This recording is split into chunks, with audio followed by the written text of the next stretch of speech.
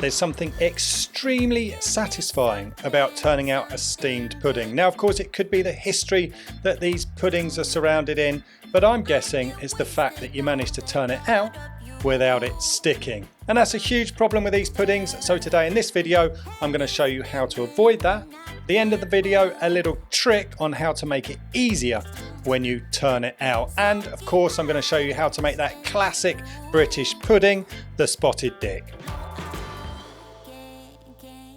Right, so into our bowl we've got 300 grams of self-raising flour and then a couple of twists of sea salt, followed up with 150 grams of diced butter. It's cold and it's come straight from the fridge. Now traditionally beef suet would have been used in this recipe as the fat, but here in Athens I struggle to find suet, so I'm substituting with butter, but of course you could use lard. Just remember that whichever fat you choose to use is going to alter that flavour profile slightly, so use what works for you. Now if you've watched a few of my videos before, you'll know that I'm not a lover of rubbing butter and flour together by hand, but I did want to show you the process. It's super easy, but it's really important to make sure that the butter is nice and cold. Then it's just a case of rubbing that through the flour. As it breaks down, it gets coated with more flour, and so the process continues until you've got a nice breadcrumb-like texture. Now once that's done, you can add 75 grams of caster sugar and 100 grams of dried fruit.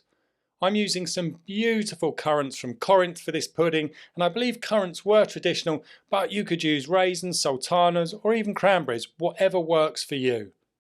Now after adding the zest of 2 lemons, give the mixture a quick stir, and then I'm adding 160 grams of full fat milk. This has got a fat content of 3.5%, but just remember that your flour may absorb more or less liquid than mine, so add that milk slowly until you've got enough that you achieve the same texture as I've got here. Right, once you've achieved this texture, you can pop it to one side and it's time to prepare the pot to steam the pudding. Now I like to fold an old kitchen cloth into quarters, pop that into the bottom of the pan, but you could use a pastry cutter, just anything that acts as a trivet to lift the bottom of that pudding basin off of the direct heat. Using a cloth is pretty cool because it stops that basin rattling around during the cooking process. But we need to figure out what our water level is going to be, and then you fill the pan up with boiling water so that it comes about 1/3 of the way up that pudding basin. Get a lid on it, pop it on the stove, and then set it to a temperature where that's just going to simmer away nicely and not boil too hard. Now these puddings were originally wrapped in cloth and then simmered directly in the water, but using a pudding basin is really good for this job, but it needs to be prepared properly. So we make sure that the inside has been really well rubbed with butter, and then we cut a round piece of parchment paper that's slightly bigger than the bottom of the bowl, pop it in and turn it slightly up the sides. We're going to do exactly the same, cut another piece of parchment paper for the top of this basin. Now we can get our pudding mix inside and then pop the lid on the top, that parchment lid on the top, and gently push it down.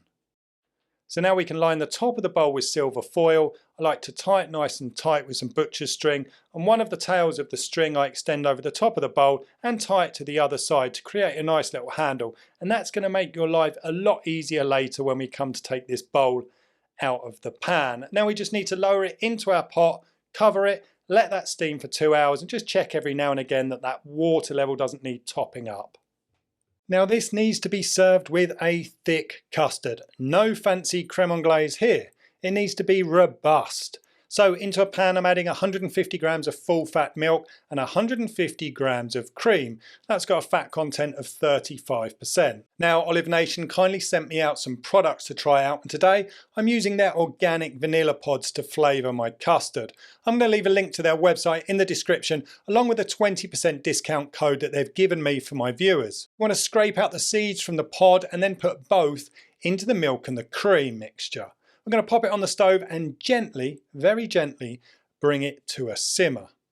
Now while it's simmering, I'm going to whisk together 40 grams of caster sugar and 4 egg yolks. Once the milk and cream has simmered, we're going to pour that over the egg mixture while whisking.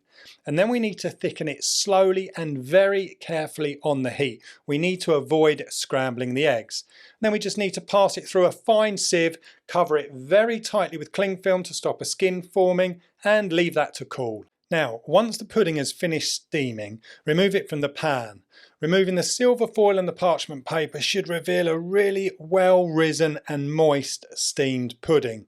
So, using a palette knife, gently work it down the side of the bowl. Follow the contour of the bowl and soon you'll make contact with the baking paper.